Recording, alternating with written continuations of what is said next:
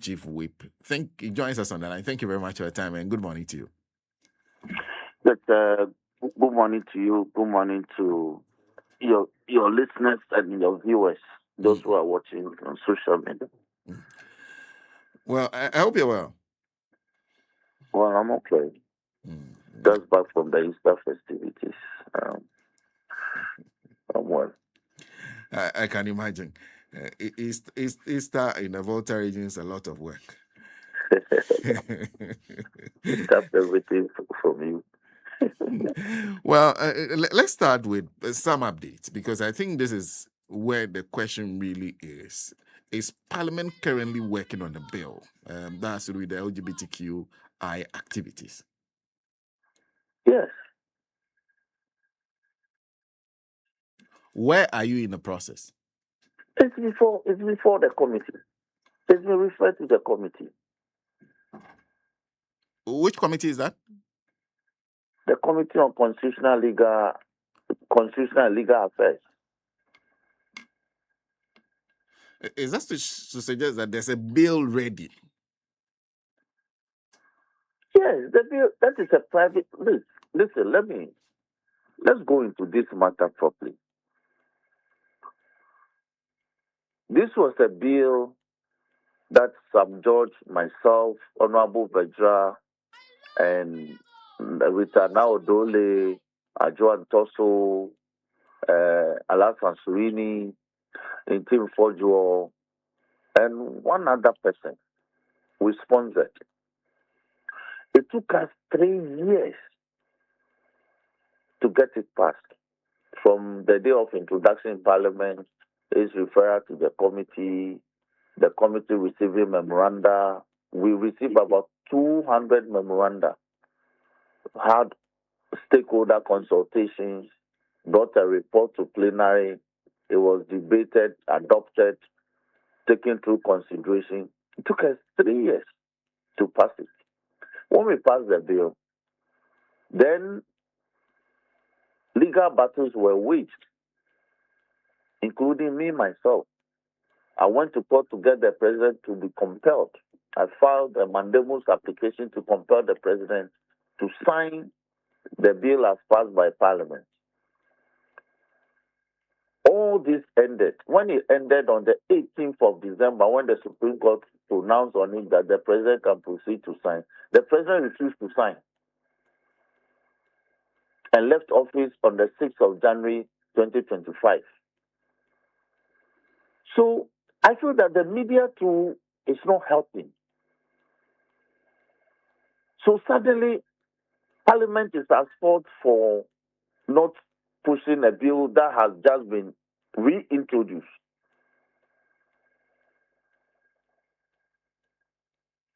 Or is it because it's under NDC?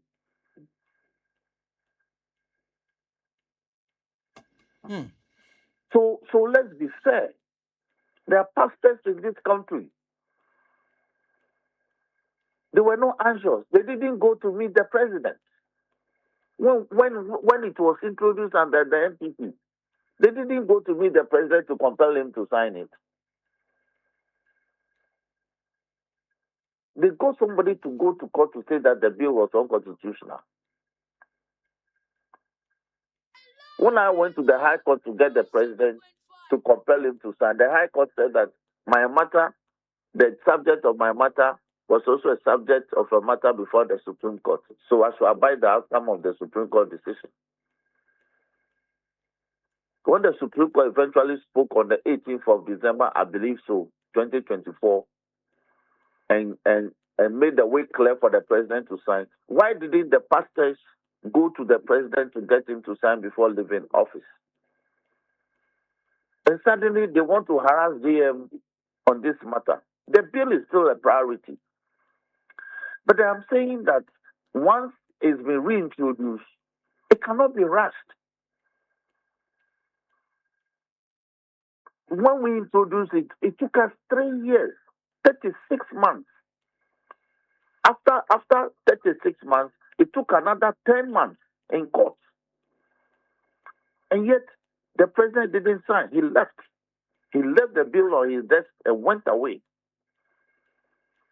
And by the protocols of Parliament, the bill elapsed as an act. It wasn't signed, so it couldn't be an act properly so called, and a law that was not passed under the government. So a new thing will happen. So people must understand that once it's a new bill, it has to go through the processes in Parliament, the processes that we go through. What Apeno Makin and his people are doing is pure propaganda. When we introduced the bill, Apeno Makin was a deputy majority leader. Later, he became majority leader. He didn't tell his president to sign. Until Fojo was deputy minister for education, he was one of the sponsors. He didn't tell President Akufo-Addo to sign the bill before he left office. So we should be exposing them for truly being the people who they are. So the bill before Parliament has been reintroduced. We have to be taken through the rigors, and it's now before the committee. It's been referred to the committee.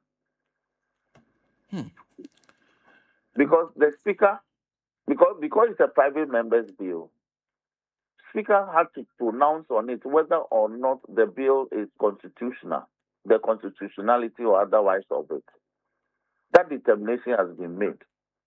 Referred to, in fact, two committees, I should say, Constitutional and Legal Affairs, and the private members' bill.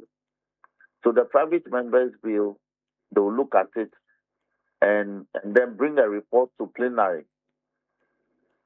That report, I'm certain that when we return in mid-May, it will be ready. Because they will spend this research to finish all those work on the bill. And once that is done, then the way is clear. Because I am of the firm view that the terms of the present bill is actually the terms of the act that Parliament passed when it was first introduced. So there will be no major changes. So it will be expressly taken through the processes of second reading, consideration, third reading, and then passed. So we should expect to hear about it when we resume. Exactly. As we are in research, a lot of committees are working. And these two committees are part of the committees working on referrals before them, which includes this LGBTQ bill. I've been busy. I haven't had time to engage the media on this matter. So a lot of propaganda has been put out. And I think that we need to properly do a proper one-on-one. Then we can set the matters properly in context. Because the lies and the falsehoods that they are peddling about the bill is too much. Now, this is quite surprising because this minority members also have representation on the two committees you are talking about. Absolutely. Absolutely. So I'm wondering then why this keeps coming up. It is to give a dog a bad name and hang it.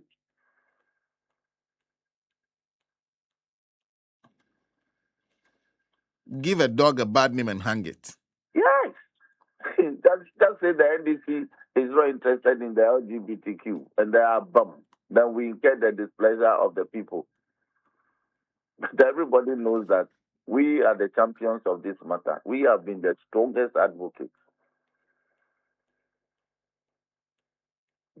In fact, we woke the nation up to this social menace in this country. We woke, me and Sam George, we woke the conscience of we pricked the conscience of the nation.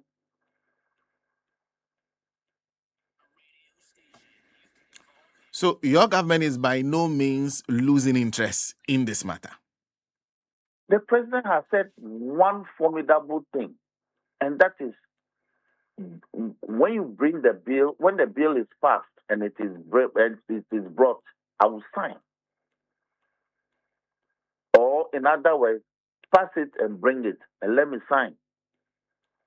There can be nothing more formidable and more assuring than that. But in passing it, we must ensure that we do the right thing so that tomorrow another Richard Sky doesn't go to the Supreme Court to say it is unconstitutional.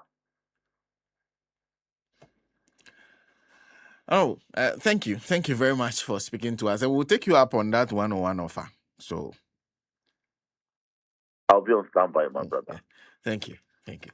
And a belated happy Easter to all of you. Same to you, sir.